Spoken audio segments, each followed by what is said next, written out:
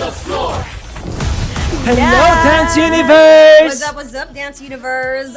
Oh, ito, unahin na natin sina Joker and Shanty, guys. Ano namang reaction nyo na bilog na naman ang buwan ang gagamitin yung kanta? Eh, syempre, na-excite po kami kasi dancehall yung napili namin genre and sobrang vibe nung bilog na naman ang buwan. Parang reggae yung type namin. So, yun.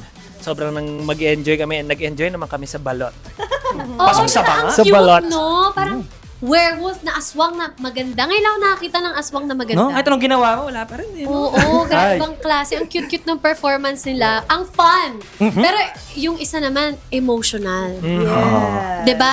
Oo. Ano namang masasabi nyo doon, Miss Jasmine, na ang kanta nyo April Boy. Di ko kayang tanggapin. O, diba? Di Akala ko natin natatakot akalain ng sombrero, diba?